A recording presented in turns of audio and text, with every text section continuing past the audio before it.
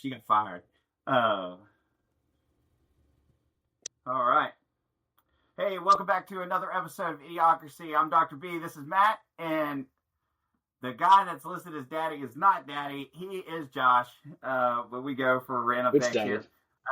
Anyway, on tonight's episode, we're going to talk a little bit about the Reds. Pete Rose getting released to where he can now be voted into the Hall of Fame, as well as Shoeless Joe Jackson, and a few others. Next on Idiocracy Talk Radio.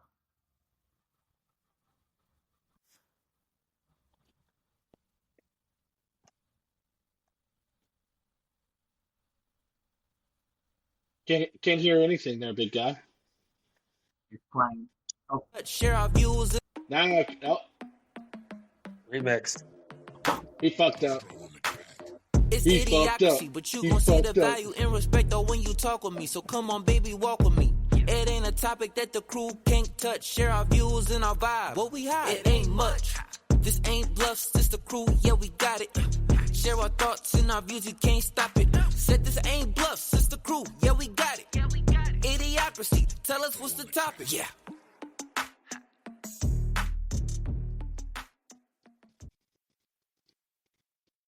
All right, my friends, it's another day, another $1 after taxes. We get what, 5 cents back? I mean, realistically, about that, yeah.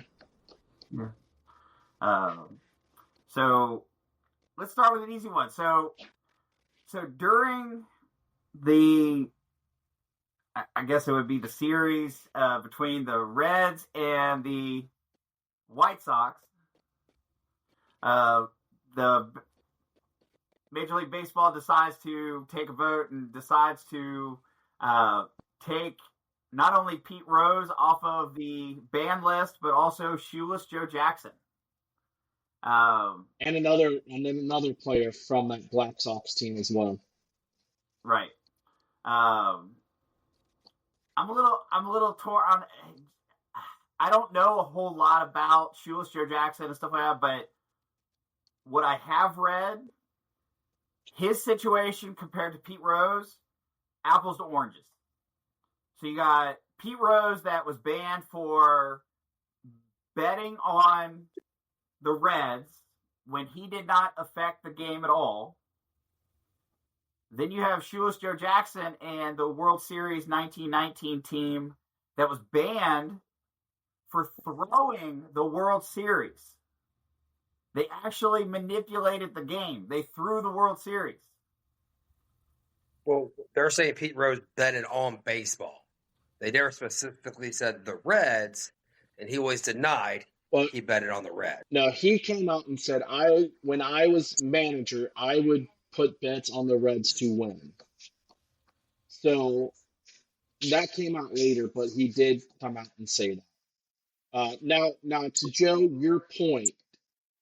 Is it apples to oranges? I don't think it's apples to oranges. I think it's kind of more apples to apples. And the reason why I say that is, yes, he's betting on his team to win, right? What about the games that he's not betting on? Does he know something ahead? As a manager, you know about injuries. You know if your pitcher doesn't have all this stuff. So there's them games that he didn't bet on because he knows that they were going to lose. But I understand your point. However, he did not injure people to lose the game or win the game. He did not introduce players with illegal drugs or anything like that. He did not tell players, don't catch this ball or don't hit. He did not manipulate the game. But how do we know that? If he knows a pitcher has an injury and he allows that pitcher to, hey, you know what? I know you don't got all your stuff. I should technically sit you, but I'm not. And here's the thing with that. You can say what if and possibly this for everything there is in the world. But what we do know for a fact is that he did admit to betting on the Reds to win. He bet on other baseball teams. Again, situation where he did not have a major impact. Shoeless Joe Jackson and his teammates threw a World Series. Okay. That's pretty big, World Series, compared to betting on a regular game. But I get what you're saying. I mean, if you want to talk betting, think about how many people were betting on that team during that year. I mean, you manipulated a whole team this time. Right. Yeah. Not just one player or one coach. And, you manipulated a whole World Series. Yeah. And not World one Series? game, but a series. I don't know if there was multiple games back in the day or just Yeah, one. I think it was like a 3-game or 5-game series. It definitely wasn't 7.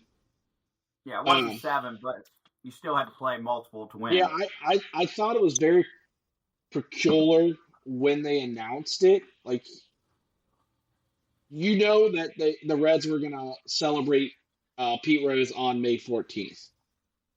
So it also happened to coincide with us playing Chicago White Sox. The two teams that played. The two teams that played in the 1919 World Series.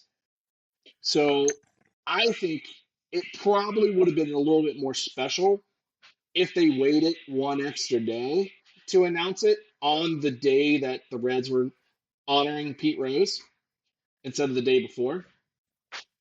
That's just my opinion. No, and I agree with you. But they also, let's be real, there are still a lot of people out there that don't agree that like him or Shoeless Joe Jackson should be eligible to even be considered.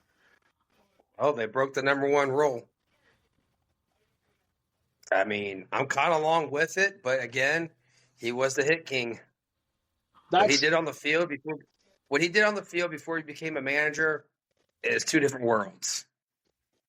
And that's the thing is like, again, apples to oranges. Like, he did something during his playing time that should be recognized in the Hall of Fame that he, versus like you have some individuals that have juiced up, when it was illegal, and I say when it was illegal because let's be honest, the way the world is, eventually they will say that certain steroids and stuff like that are legal and all this stuff because it's going to eventually happen. I'm calling it now. I'm saying it now. Okay.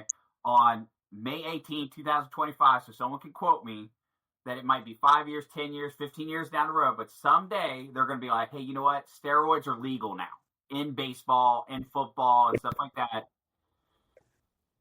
And then they're going to try to look back and go, hey, Mark McGwire, Sammy Sosa, all these people that's juiced up to enhance their ability to get a advantage over those that weren't. Maybe we should put them in the Hall of Fame. No, because during that time, it was not legal, and you were taking an unfair advantage. Cheaters should not be allowed. Pete Rose hit all of his ball. He did everything he could in a legal way. Do I think he should be in the Hall of Fame and they put on there, oh, he was also an awesome manager or coach or whatever? No, leave it alone. Fucking don't put him in there as a player. But was he a player or coach? No. Did he play as he was a coach? No. No, he wasn't Babe Ruth. No, he never did that. I think he wanted to, but I think MLB came out and said you can't. But to Joe's point, so far, nobody that has been connected to steroids has made it in the Hall of Fame yet. No player has yet to make it. I don't see that happening. Well, the problem is all the players that were in there, their 10 years have come and gone now that they're eligible on the ballot. I think Barry Bonds is the only one that has a couple years left, maybe, but they're not getting in. Can they make it in later on? Absolutely. But to your point, yes, do they have an advantage to hit that ball a little bit harder? Absolutely. Do these pitchers have an advantage of throwing a little bit harder? Absolutely. But let's get down to the science of it's fucking hard to hit a ball when it's coming at you 95 to 100 miles an hour. You got to be good enough, no matter how strong you are, you still have to hit that ball, right? I'm not denying that you can hit the ball, but that advantage of strength, maybe that ball doesn't go out of the field. It lands in field. So now instead of it being a home run and possibly multiple runs or even a single run, you get a single or double. Yeah, but I mean, again, I still think they deserve their due, because if you go back to baseball was dead. Baseball was dying after the 94 strike. Ratings were down, and it was a struggle for them. Out comes Sammy Sosa and Mark McGwire. And all of a sudden, baseball got popular again. Everybody was excited about the home run chases. MLB capitalized on that. They made a shit ton of money off of it. And you can't tell me they did not know these fucking players were taking shit. You cannot tell me that. They absolutely fucking knew what was going on. No, I don't disagree. I mean, let's be honest. I mean, look at all the videos and evidence that came out about the NFL and the concussions. Yeah. They tried to hide that, you know. So here's what maybe I throw out, and tell me what your thoughts are. You let those individuals that help the sport grow and exceed it in the sport, but you put them in a special wing of the Hall of Fame. I mean, there's a lot of Hall of Famers out there that said they don't want to be associated with that situation. Yep. Because they played the game. So why are they getting a wing over there? Because they cheated to get there? Well, you make it the cheater's wing. I mean, and granted, you go back. I juiced up in my ball shrank wing. I'll tell you this. I'll tell you this right now. If Babe Ruth played baseball in today's game, he is not Babe Ruth. You're right. He is a terrible fucking player. He's a heavyset guy that doesn't hit the ball. Exactly. Guaranteed. 100%. But again, that's to my point. If you travel back in time and you put a pitcher that's on steroids, does Babe Ruth hit as many balls? Not necessarily, because if he's juiced up and he's working out and he's able to throw, I mean, I don't know what the average was during Babe Ruth's time, but if he starts throwing 98 to 100 miles per hour balls, guess what? Dude's fucking untouchable. The average thrown ball back when he was playing was anywhere from 75 to 85 miles an hour. Right. Nowadays it's 95 to 100 is the average velocity of most pitchers now. Correct me if I'm wrong, Josh. You're the baseball player, okay? I will never say that I'm a baseball player. I fucking sucked at baseball. You're the one that got down on you. No, I'm just kidding. Are you Babe Ruth Jr.? Me? But Josh, you played baseball for many, many years. 10 to 15 miles per hour. Tell me if that's a big difference or not. Oh, absolutely. It's a huge difference.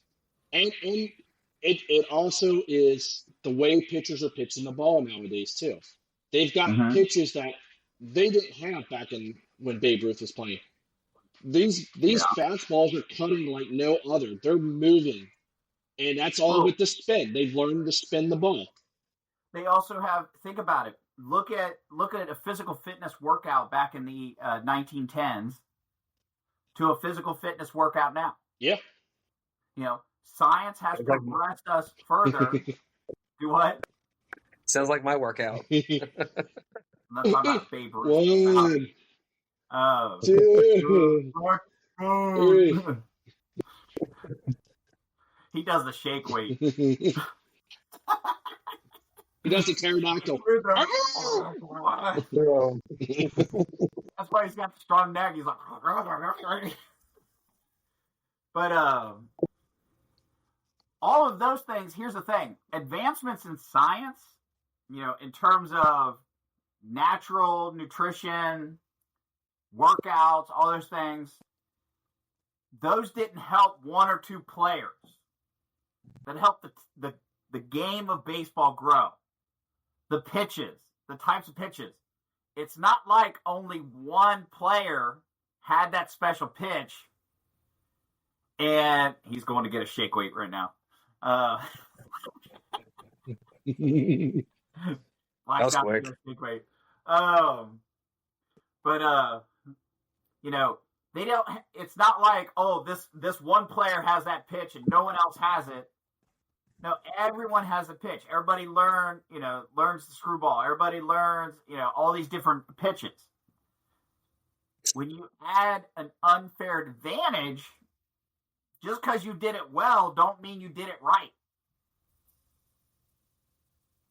But to my point, a little bit is even though, yes, steroids, they were still able to hit the ball a little bit further. Again, you still have to fucking hit that ball. It's so hard in today's game. Look at players nowadays. They're striking out more than ever. These pitchers are a lot better than they were even 10 years ago. Right. Because of the technology in their pitches. It's still very hard to hit a ball. But can you say with 100%? Oh, go ahead, Matt. I was going to say, pitchers aren't even lasting that long either. They're only going 5 innings this day and age now, too. Well, I think that's managers. I think that's all in the managers, though. Well, I don't think it's the pitcher's choice. But also, I mean, looking at what you said, you don't know. I mean, yeah, it helped hit a little harder.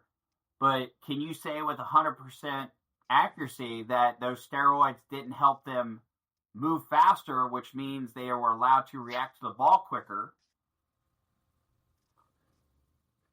So then they could react a little bit quicker, but again, you still have to make contact. Well, you have to it's make contact. Still but if hard. I can move quicker, even if my eye, I mean, there are plenty of baseball players even now that don't take steroids that can see the ball coming. They're like, oh, I know when it's coming. I know what it is. And they swing and it still hits the glove, and they're like, well, fuck. All right, so I get that. So let me ask you this question. Baseball, MLB has been experimenting with how they make the ball. Probably about 5 to 6 years ago, you've seen a lot more home runs because of the ball. MLB manipulated the ball so they were getting more home runs. Everybody started complaining. Now they manipulate it again, so there's less home runs in the game. Mm-hmm. So what's to say that MLB is allowed to manipulate the game instead of making the ball how you've always made it, and instead of changing stuff? Well, MLB did manipulate the game a little bit. Exactly. I mean, they manipulate the game in where the fielders can't go past a certain position on the base now. You can't shift over no more. So because it took hitters out of the game. That should have been out of the game. They should have never been allowed to shift how they were. You should not have 3 infielders on one side of the bags. I mean, you look at players like Joey Votto. Jay Bruce basically retired because he got played the shift. If the shift was banned, how many more hits would Jay Bruce have? How many more hits would Joey Votto have on the Reds? Right? The shift, now that they finally ended it, it's going to make baseball a lot better. But you allow it to happen, you twinkled, and it hurt the game of baseball. I was kind of a fan of it. I mean, if you're a baseball player, you're a true professional. You play the game to play the game. You're getting paid millions of dollars. Hit that ball the opposite way. Learn how to play the game. I get what you're saying. Only one player has really learned how to do that. And actually, I'm sorry, there's 2 players in all of MLB history. That was Pete Rose, and that was Ichiro. Nope, Ichiro. Ooh. Tony Gwynn didn't have to hit through the shift a lot. But no, I agree with you. Tony Gwynn was a great hitter too. But if you put so So the next question is, who is really the hit king? If you add the stats to where Ichiro played in Japan for the first part of his career and then came in the MLB, he would be the all-time hit leader. Yeah, but if I also added the amount of hits that one kid that used to go downtown and hit against the other team, he might be the hit king. What are you talking about? I'm throwing out that, like, just because they did it in Japan, it doesn't count towards the American League. I know that. I'm just saying. Ichiro has the most hits ever in a professional league. Japan, they have their own professional league. Yeah. MLB is always. I saw the movie with Mark Selleck. What? He got traded over to the Japanese team. Oh, you're talking about freaking Mr. Baseball, Tom Selleck. Burt Reynolds. No, Tom Selleck, bro. Tom Selleck. Tom Selleck. The other great mustache. Magnum PI went to Japan and played baseball. Oh, shit. So. All right, move along. Let's go to another topic. This topic's dead. Well, talking about dead and getting dazed and confused. Like you. Huh? Huh? Let's talk about former President Joe Biden. Dazed and confused. You gotta get me caught up on this because I don't know what happened. Josh, go ahead. Get him caught up. So basically, over the last 4 years when Joe Biden was running office, everybody on the right said, "Hey, is he up to the mental state?" And everybody's like, "Yeah, he's as sharp as ever." Blah blah blah blah.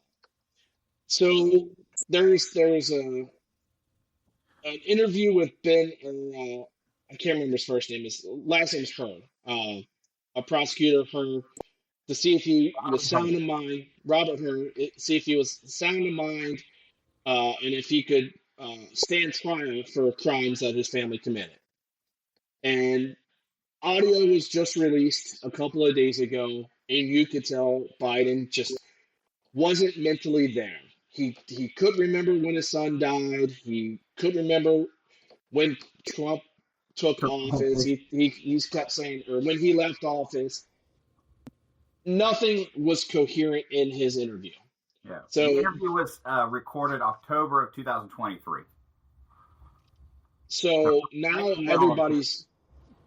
it's like, so who was actually running the country at that time?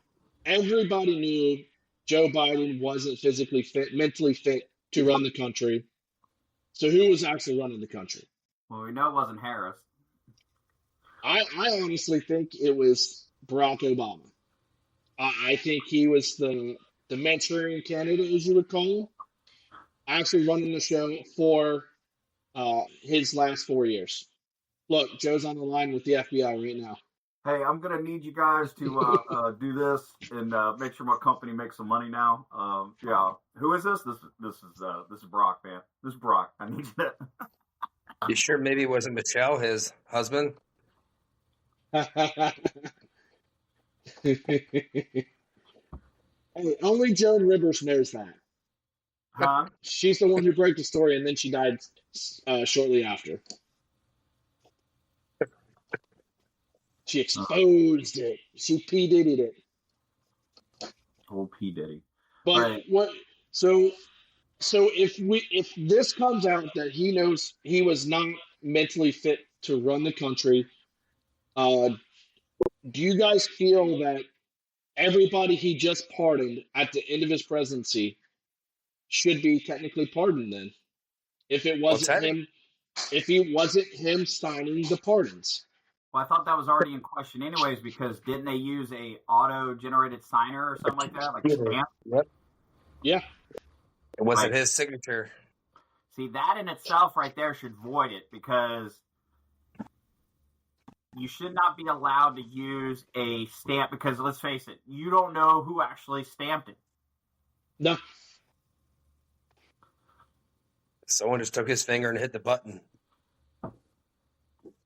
Oh, didn't even put the button. They literally were just like stamping away.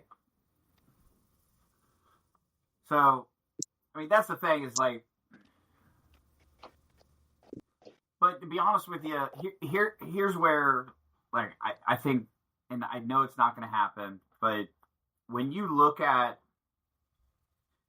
our political process right now, you know, and I don't have the answer because on one hand, like, you know, you got, you know, do I think younger politicians should be allowed in there? Maybe, but then I think of AOC and I'm just like, fuck, could you get any stupider? I mean, Jesus Christ. I mean, fuck. Like, hey, she's bright as a can of green beans. She's hot as hell. Don't get me wrong. I mean, she's cute. I wouldn't throw her out of bed, but at the same time, I wouldn't have her signing my checks. Jesus Christ. I wouldn't let her drive my car. I mean, I'd let her sign my checks. I mean, you know how much money she's worth now? I'm talking about my checks. I'm not talking about her signing her own checks. If she wants to sign checks to me, I'm good with it. That's what I'm saying. She can sign me checks. Her own money. Like, the only reason she got money is because someone gave her money, not because she made decisions. She made some decisions. Yeah, she did. Yeah. No, I mean, but here's the thing: these politicians, they do make great decisions on where they can manipulate the stock market a little bit and make a shit ton of money. And those aren't great decisions. That's called cheating the system. Didn't a couple people get arrested for that in the same time, like Martha Stewart? Just insider trading. Yeah, but see, that's just proof again that if you got money, it really doesn't hurt you. Because again, if any of us did that, we go to jail, we get out, we can never live ever again. Hell, Martha Stewart got out and she got thug life. She got street cred. Yeah. Her and Snoop Dogg. Her and Snoop Dogg. I mean, shit, she got street cred. I mean, shit. She's like, I can bake a pie and roll up. Snoop Dogg teach her how to roll a blunt while cooking brownies. Yep. She's like, you put a little weed in here. Put a little weed in here. And we're gonna light that shit up. Something. Salt Bay. I'm gonna add a little spice to the brownies. So, what, you know, continuing our talk about presidents and politicians and stuff like that. So, Democrats are like going absolutely crazy right now.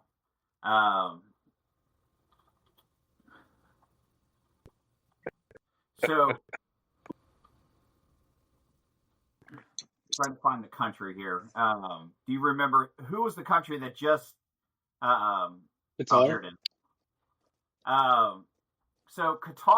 So Qatar gifted President Trump a plane worth estimated $400 million as a great gesture that he would actually use, not for personal use.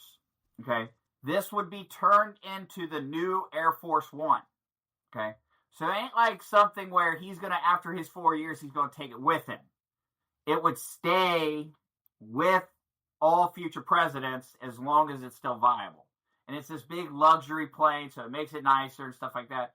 Now, couple things with that. Now, if Democrats were throwing a fit saying that it's a security risk or a potential security risk, I might entertain that, okay? And the reason I say that is because you got this country gifting to the President of the United States the most secure plane in the world, or one of the most secure planes in the world. You would have to make sure that there was nothing embedded on that plane, and I'm not talking about anything to damage the president, but any kind of software, malware, anything that could pull information, any kind of things that could overhear conversations, all of those things, you would have to make sure every inch of that plane is clean. Well, that's exactly what they were doing. As soon as they got the plane, it got to the U.S., they started stripping the plane to look for anything. Well, and that's just it. The military's going to do that. Like, yep. And that's where people don't realize. Here's the thing. When it comes to that, every country listens to every country. You know, like, just because you don't know who's actually, you know, scratching your back and who's got a knife in ready to stab you in the back. You just never know. That's the unfortunate thing. But with this, they're not complaining about the security risk. They're complaining because, it's a $400 million plane. Again, it's not going to Trump himself. You know, it's going. I don't know. Is Trump even going to use? I don't think Trump can use it in his term because they still have to go through and fix it up. And that's the other part. By the time they actually finish it, revamp it, everything else, he might get to use it. Maybe his last year of office. Maybe. Well, I think it'll be done before that, and let's get to the reason why he accepted that plane. Apparently, Boeing was building another Air Force One. It was supposed to be ready this year or next year, but it kept getting it. Now it's delayed another like 3 or 4 years. So instead of the taxpayers continuing to pay Boeing for this plane that has been delayed after delay after delay, Trump was like, hey, they got this plane. It's ready to go. This also was already in the works under Joe Biden, which many people don't know. Trump just had the benefit of accepting it when it was done and ready. So Boeing is at fault for not having their shit together and having this done in time. This almost falls under the cutting the waste. Like, you know, why? It's not like Boeing just all of a sudden got into making planes. Exactly. You know? And, you know, I have to look up how old. But here's one point I do like to make. They were all worried about, what are we going to owe Qatar in the future, blah, blah, blah. Let us not forget that Joe Biden came out and said during the 2020 cycle that his son never took any money from foreign governments. Everybody just realized, hey, it just came out. Yes, he in fact did take money from Ukraine. He did in fact take money from China. Well, that's why he got pardoned. So Biden was pardoned. No, I know, but Biden was a risk for being bought and paid for by the Chinese government, by the Ukrainian government. Mm-hmm. And to get, you know, just to kind of give some perspective here, the current Air Force One, okay, and keep in mind there are two Air Force Ones. There's the Air Force One and there's the backup. The plane does not become Air Force One unless the president's using it, okay? But the two 747s that are currently in the Air Force fleet that are used for Air Force One are over 35 years old. Yeah. That's fucking old. And our presidents are probably the most important people in this country, and we're letting them fly in 35-year-old planes.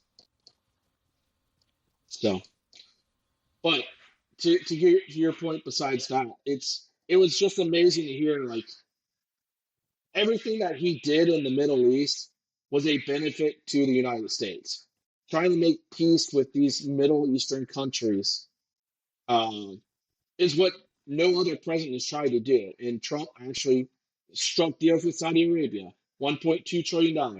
Qatar, $1.3 trillion. Why have we never tried to do this before? Lifted sanctions on Syria. So all the stuff that he's doing, it's going to benefit us in the long run because now we can finally become more energy independent again and get cheaper shit. Just saying. They're even working on where we'll be able to make, like, locally, you know, so in country, produce the metals and the magnets and stuff that are needed to create, you know, the the electric vehicles and everything. So we won't have to rely on, like you said, like other countries like China and stuff like that, which in turn will save money for Americans. And he did agree on a trade deal with China, which again, all the Democrats over there said, "Oh no, he's succeeding. Fuck, we're screwed." Right, because he cut what was it, like 80% of the tariffs that China had on us? He's cut. Yep. With his deals. I mean, that's, I don't know about you, but somebody tells me I'm going to save 80% on something. Fuck, sign me up. Like, except for Walmart. Walmart said, "Oh, we're gonna still have to increase prices." So, sorry guys. Well, you know why they're increasing prices? Because they got rid of all the self checkouts because they weren't working because everybody was stealing. And now they got to pay employees again. Now they. Oh, no. They're not going to pay employees. They just put all of the regular cash registers back in, and then they're empty again. You only got 5 people working, but 38 registers again. They ain't paying people. Come on. They got to hire two or three more people and pay their salaries. So. Yeah, so that's going to decrease their $1 billion. So just to give an example, so I just looked up, so talking about Air Force One and stuff like that. So Delta Airlines says one of the oldest planes in their fleet that still flies in North America. And that's a 757 that was delivered in 1989, so 36 years. But most of their fleet has been updated.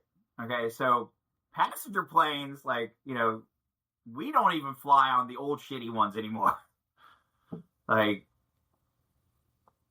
so just pointing out, like, very interesting. Huh? It's very interesting. Right, we don't fly on the shitty ones, but you know, let's let the president of the United States.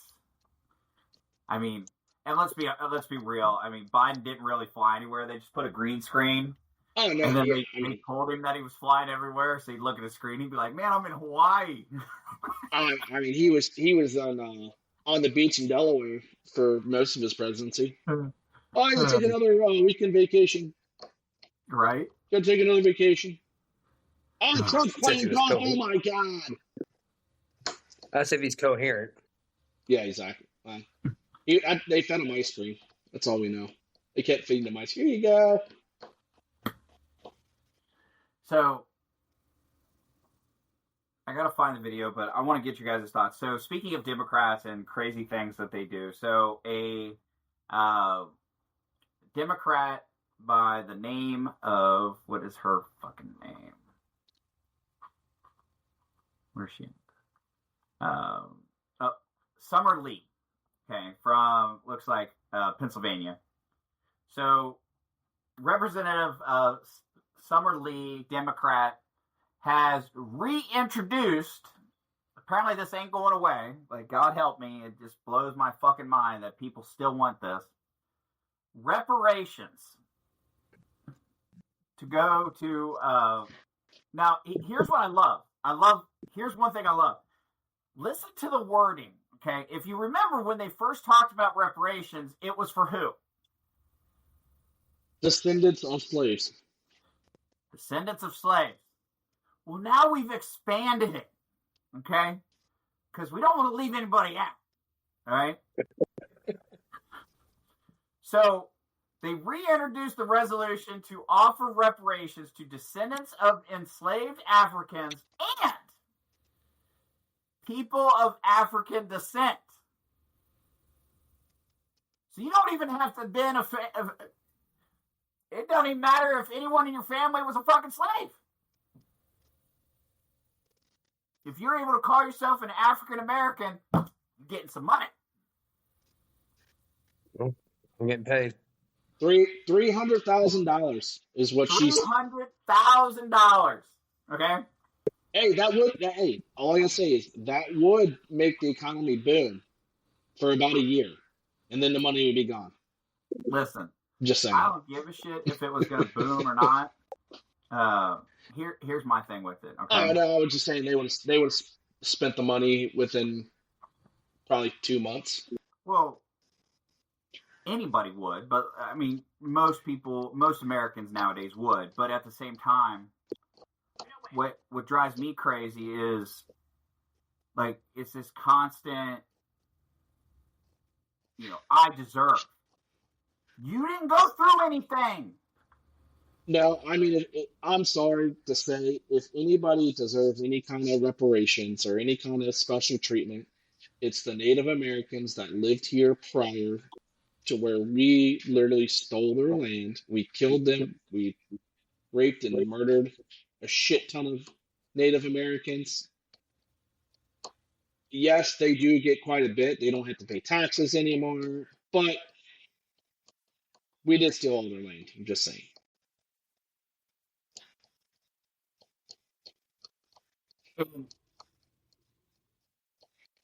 Here's my thing with that. Like, I don't discount that you're 100% right that our country had a bad history with that. But I will say, name one country that didn't steal its land from someone else. No, I know. There's and name one country that didn't have slaves. I mean, hell, every country in Africa right now, there are still slaves, and they get sold. And I'm not talking about slaves being owned by white people in Africa. I'm talking about slaves that are owned by other black people in Africa. Well, I mean, that's where the African American slaves came from, was these tribes would sell their people to these other people in these countries. So they sold you out, basically. Well, perfect example, and this is where like Democrats and stuff, like people keep trying to change history, is let's see.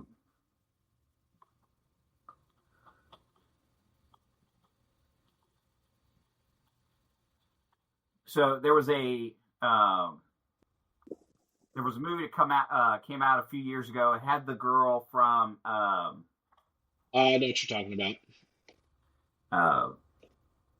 She was in they made her be like a hero, and in fact that she was actually one of the leaders to sell her people off. Yeah, what was that movie? I can't remember. I'm gonna look because I know the girl if I can find her face. But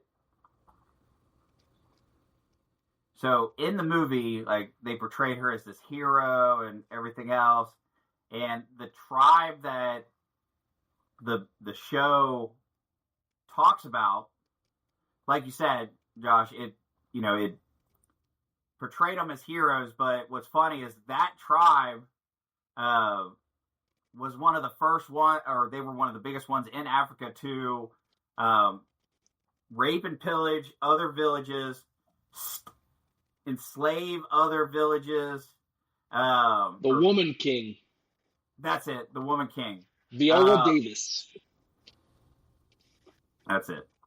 And what's funny is like that tribe was well known for conquering other tribes, selling them off to other places in exchange for more advanced weapons like firearms and stuff like that, so they could go and attack other tribes. But people don't want to hear about that. Nope, never do. They never want to hear the truth. Right. Nope. They want to fabricate everything. Right.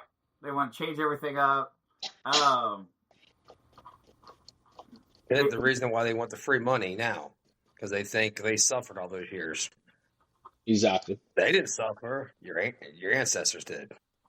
That was probably 3 generations prior.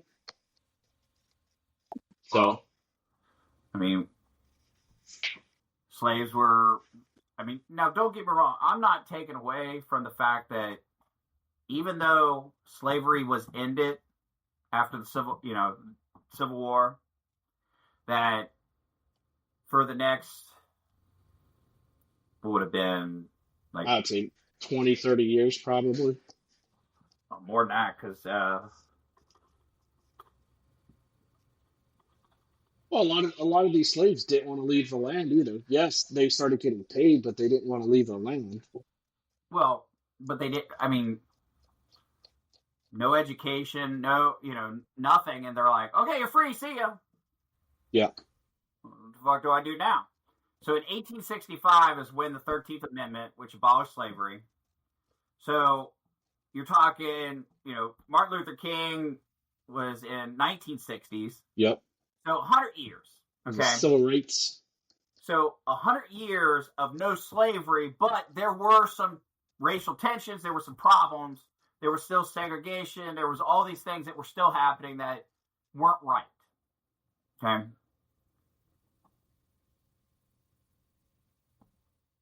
But you can't go back and say, well, I want money because my great-great-great-great-great-great-grandfather was a slave, and that affected my feelings.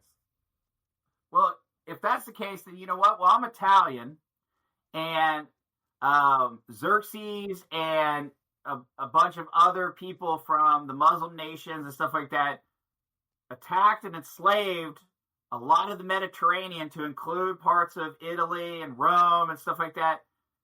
I want some fucking money. Well, that was over there, not here. That's what that hurts my feelings. Because that happened 1,000 years ago, but you know what? That affected me today. You sound woke. Woke and go broke, baby. Woke and go broke. It's fucking stupid. Like, all right. Let's move on to something that Matt wants to talk about. Trey Hendrickson and the Bengals.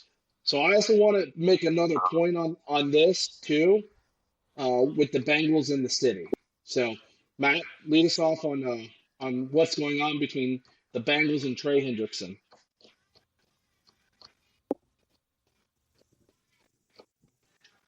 You were in and out there, so I'm sorry, buddy. I was losing I said you lead us on what's been going on with Trey Hendrickson and the Bengals.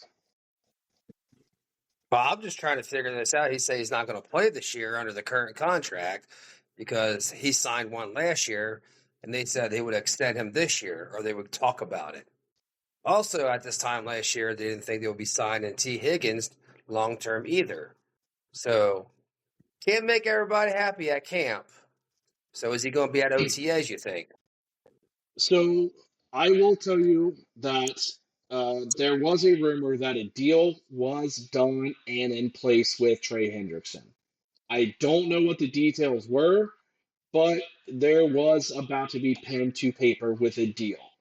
So what happened after was another player, Daniel Hunter, got re-signed with a newer contract. That made Trey Hendrickson and his agent take a step back from the Bengals and like, whoa, you just signed for this. You're offering me this. I want more. So the Bengals and Trey, they had a deal in place. He was ready to sign.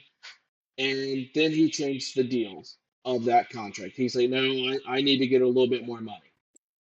So I do agree. He should be paid more than $16 million this year. They should have signed him last year. The Bengals are being the Bengals. They should have signed Trey, got him locked in for another 3-4 years. Maybe it was going to be 25 to 28 million. Great. They should have signed Jamar Chase last year. He probably would have been 35 to 38 million. Now he's 40 million. Same thing with T. Higgins. You could have signed him for probably about 22. Now he's 25 to 27. The Bengals should have signed these players last year, but they were too fucking stupid and wanted to wait, and it cost them money. But at the same time, sometimes it's good to wait because let's reverse. They jumped on the bandwagon of signing Money Mac McPherson. They signed him real quick, and the dude has plummeted. Yeah, but that's a kicker, and we can always cut. His money is not guaranteed. But I'm just saying, there are plenty of players that don't show what they can actually do. They get it, and then they get their money, and then all of a sudden they just drop off. Now, I'm sure if he calls Justin Tucker up, he'll do a lot better this year. Yeah. Hey, just go fucking get some yanks on that thing. Hey, Justin, some girl. How did you get rid of your leg tension? Oh, I went to the massage therapist and got a little rub a tug. Don't tell my wife, though. Yeah, but to go back to, like you said, about the Bengals not signing people, the Bengals are going to be the Bengals. But also, you got to look at Trey. He's going to be 30. T is, 27, 28? Chase, 26? These are their second big contracts. That's it. Yeah. This is Trey Hendrickson's third contract. He signed the extension for $18.5 million. Right. We didn't force it upon him. He put pen to paper, play your contract out.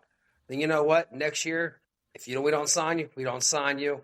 Well, I mean, the problem was the Bengals last year told him, hey, we'll take care of you next year. As an organization, they told you that. Yeah, but like I said, did they plan on signing T. Higgins long term? Did T. Higgins plan on firing his agent and going with Chase's agent? So now chasing T. Higgins, you got to make happy over one defensive player, two receivers, and your quarterback is basically your mob boss. You got to make him happy. I mean, Burrow flat out came out and said he wants Trey on the team. So if you want to make your quarterback happy, you better sign him. He's gonna say everybody. He wants everybody on the team. Yeah, That's fine, Danny, but tell Burrow to take a pay cut.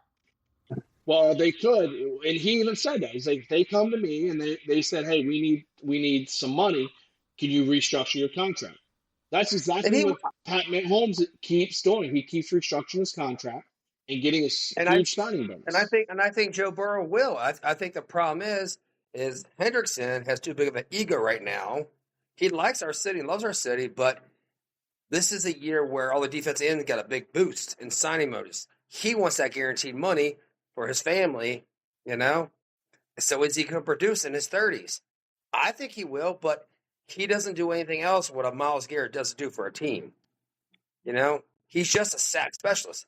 Damn good sack specialist, but is he a great tackler? He puts a lot of pressure on the quarterback, but does he do the other intangibles defense ends play? Right. I mean, he was their best defensive player last year, by far. Yeah, but that's because if you rub a turd, it's still a turd. I'm just saying the defense sucked. I mean, you got to look at this too. You could say this, for instance, you could say the last 2 years, 17.5 sacks, but we didn't make the playoffs. You also could say Joe Burrow, what should have been MVP this year, but we still didn't make the playoffs. Yeah. So there's a yin and a yang to it, but you got to see what this new defensive coordinator can do. You got to bring him in. If he could help train our first-round draft pick, there might be incentives on the backside of that, Joe would be like, hey, you know what? Let's restructure and sign this guy long-term. Let's get it done. Joe's already happy with what he got on offense. He knows they're going to be throwing the ball everywhere this year and running that ball. So, but here's what I find very, very ironic with this whole situation between the Bengals and Trey Hendrickson. Trey Hendrickson's basically calling the Bengals out for not being transparent and whatnot, and not doing what they have said they were going to do.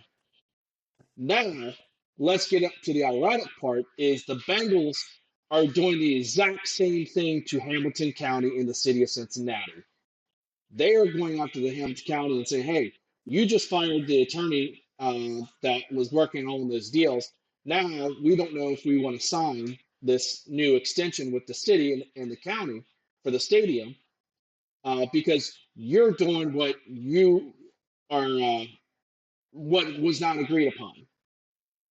So I find it very ironic. The Bengals are accused of that, and now the Bengals are accusing the Hamilton County and the city of doing the same thing that the Bengals have continually done to players over how many years? It's the Bengals for you, man. Bengals are known for that. Yet they still come to the city. You know, what we did for Trey is we gave him money, guaranteed money, and he produced with his sacks every year.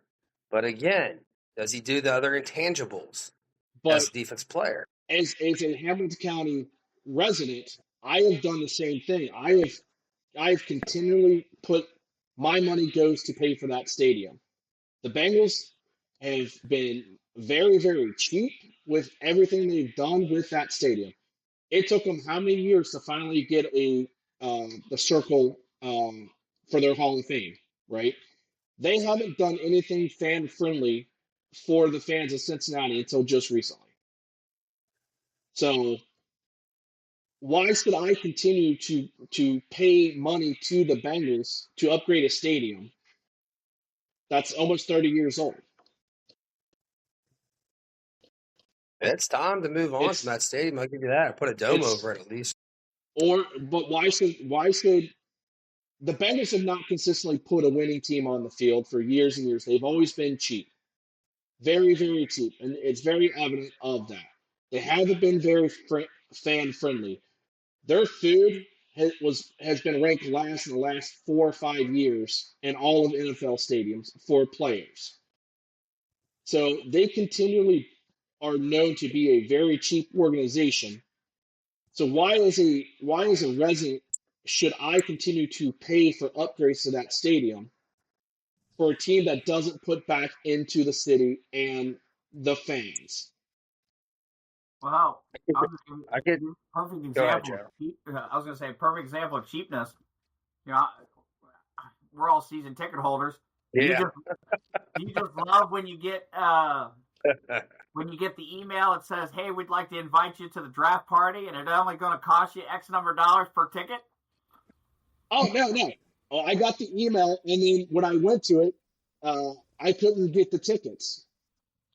So it costs money because to buy the tickets. No, it was free. It was a free thing, but when you went there, you had to pay for drinks and all that stuff, which I would have been Not fine the ones with. I clicked on.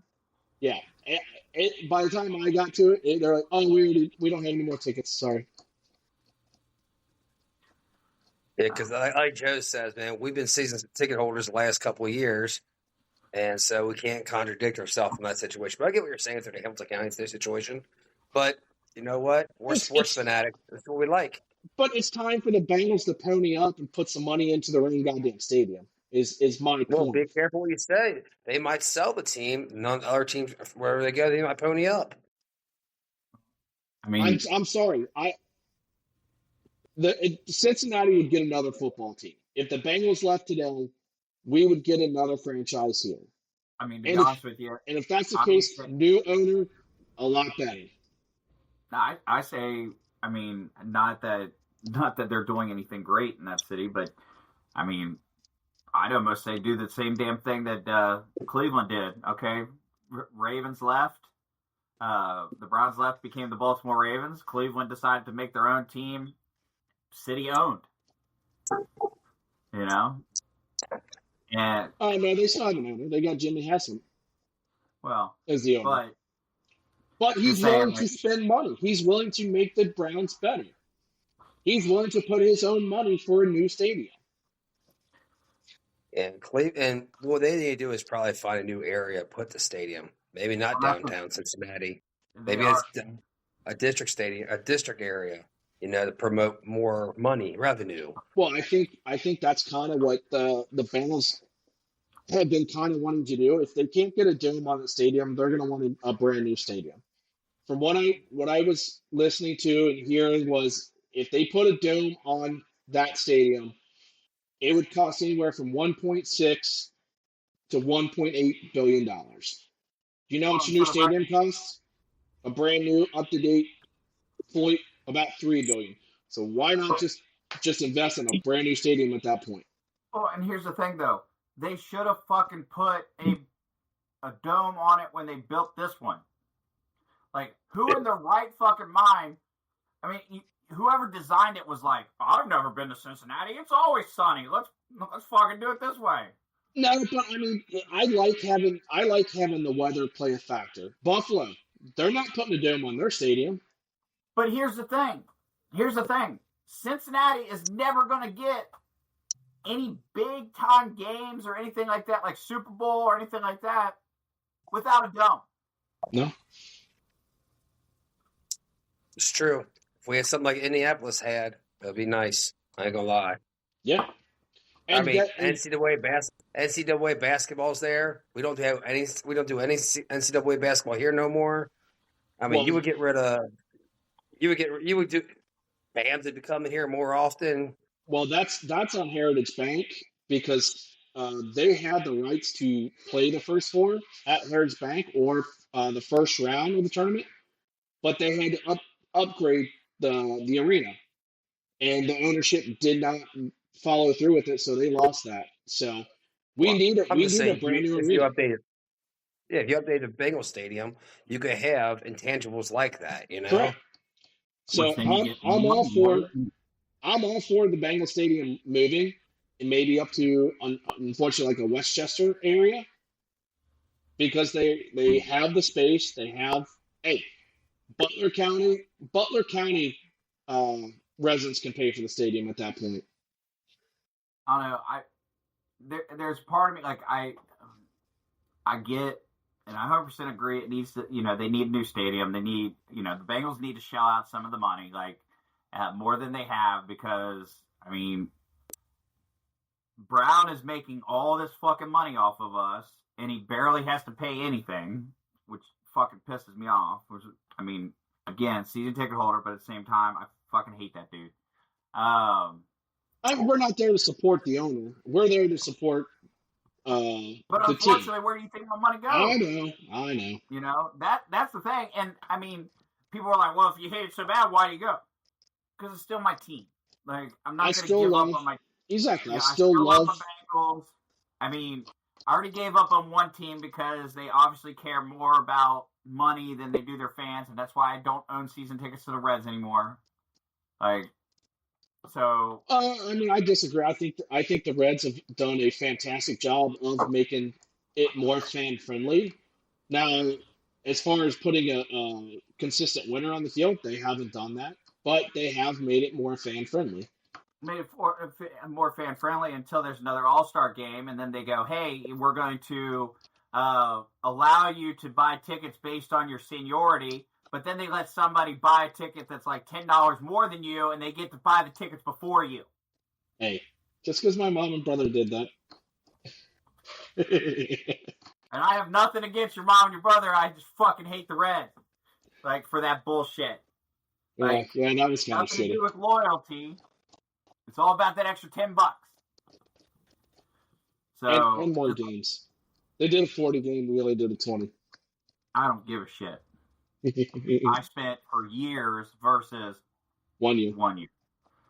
So, but I digress. Yeah. So, but all right, gentlemen. Yeah, I mean the Bengals have that lease is up next year with Paycor Stadium, so they have until June 30th to sign an agreement, a 2-year extension. They can always sign it and nothing happens, or at the end of next year they could just pick up their ball and leave. And if they move to a different stadium, like, I'd be excited. I also would be a little heartbroken because, let's be honest, when we think about Cincinnati Bengals football, we think riverfront. So that's where it becomes difficult. Like, I can't imagine a Bengals stadium not on the riverfront, but it's going to have to because, I mean, there's no good spots down there. I mean, we just bought all that land, but that's for extra parking now too. Yep. Do you really think the Bengals are going to move? Let's be honest. You got Joe Burrow in a big contract and Chase in a big contract. Where are you going to play at your local high school or college fields? No, I'm talking. They would move out of the city. If you don't think if St. Louis came to Mike Brown and said, "Hey, I'll build you a brand new stadium, state of the art stadium." How long is that stadium going to take? So they're probably going to sign their 2-year lease. They're probably re-sign this 2-year lease. Yeah, but they might be currently building in another city. They also already have a stadium there, that they could play in until the new stadium gets built. So there's options. There was another thing I did hear that maybe the Bengals and Bears come together. The Bengals get moved to Chicago, and that that new Arlington Park stadium that they're trying to build, they would do it there. You sound as stupid as you look, Josh, on that. Just saying. No, I did hear that as a possible rumor, so I thought that was pretty funny. I heard that Taylor Swift is opening a new stadium, and it's called the Tampon. Is she still with Travis Kelce? Huh? I haven't heard of her and Travis since the season's been like are they still together? Or they break up? It doesn't honestly really matter anymore. I mean, we got 3 more months, and that's all we're going to hear about. So, yeah, as long as I don't have to hear about them, who cares? Well, I mean, now that Kansas City's in like every primetime game for the first month of the season, you're going to hear about it a shit ton. See how many times they cheat to win again. Yeah, pretty much. I'd love to see the tax returns for those refs and see how many were paid for those fucking calls. Like bastards.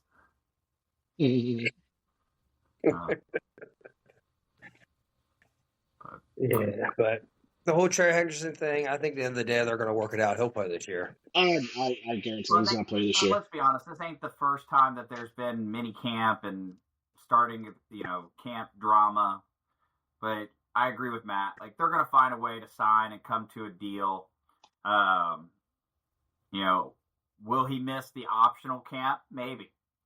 But the Bengals also have the option that once he gets into the mandatory that they can start fining him. Yeah, but I think if you start finding him, it's gonna end up backfiring on you. I mean, I think he'll get fined, but then they'll give him that money back as soon as he starts day one. I don't see him sitting out game one. He'll be 31 at the end of this year. You're not going to sit out and miss $16.5 million, dude. I know you're not. I think T. Higgins did. T. Higgins missed the first 2 games of the season. I don't think it was a hamstring. I think he purposely sat out to make a statement to the Bengals. But T. Higgins ain't 31. I know.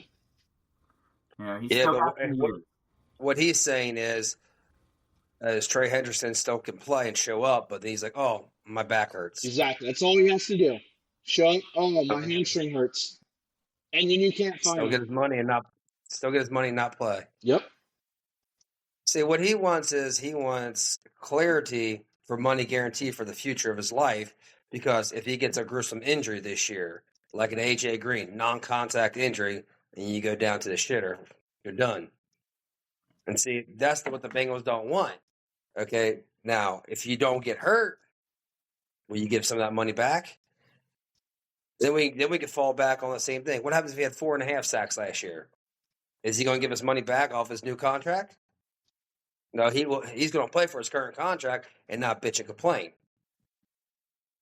Right. But like I said, there's a yin and a yang to everything. The Bengals suck. We know that as far as the ownerships. But as far as the fan base, we know we're awesome. We're there. But as far as this business side, you signed a contract, man. Sorry. Stop being a diva wide receiver. Sounds like the what NBA happened now. What happened is all the defensive ends, again, got paid and guaranteed money. It started off with Garrett up in Cleveland. I don't want to play for them. Here, I'll give you guaranteed money. Here's $40 million. Okay, now I want to play for you. Like, come on. It's like you went back on your word, and then it's like next thing you know, Vegas is getting new ownership with Tom Brady, and they signed their defensive end to a big contract. Yep. Daniil Hunter, $35 million guaranteed this year. So, well, I can honestly say, like, my new term for players that bitch about money when they shouldn't, or contracts when they shouldn't, I'm calling them the Angel Reese. Well, no, I mean, honestly, I think it stemmed from the NBA. The players started to run the asylum, and then it trickled down to baseball and the NFL. So Stop being an Angel Reese. Play your contract, like Matt said.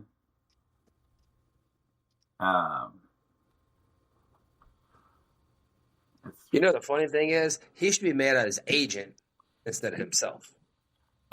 Or the Bengals. That's just they signed that contract in good faith, and his agent didn't have his back on it, sounded like, and there's no communication.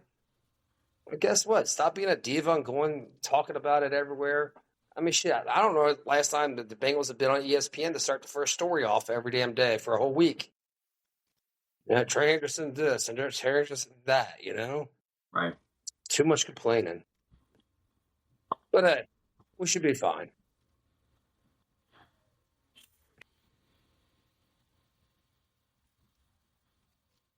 We shall see, right? We shall see. I think Josh is frozen. There it is. That's that Alta Fiber. No, I connected to my VPN. I think it switched over. That's why. I gotta actually go to work now after this. You gotta go to work after this. Yeah, I gotta log in and do some work before I go to bed. So I don't have to do it first thing in the morning. It's easier for me to work an extra hour on a Sunday night and then have to wake up first thing Monday morning and just be behind. So you're not going to use your shake weights? Oh, there you go. All right, guys, we got a productive more. Oh. Let's get our Justin Tucker on. Yeah, buddy. Justin Tucker. Hey, boys, I'm going to sign off here. Yep. All right. Y'all have a good night. We'll see y'all next week. Hey, this bud's not for you two. The thing is on. Oh! Adios, fucker. It's idiocracy, but you gon' see the value and respect though when you talk with me. So come on, baby, walk with me. It ain't a topic that the crew can't touch. Share our views and our vibe. What we hide? It ain't much. This ain't bluffs, this the crew, yeah, we got it. Share our thoughts and our views, you can't stop it. Said this ain't bluffs, this the crew, yeah, we got it. Idiocracy, tell us what's the topic. Yeah.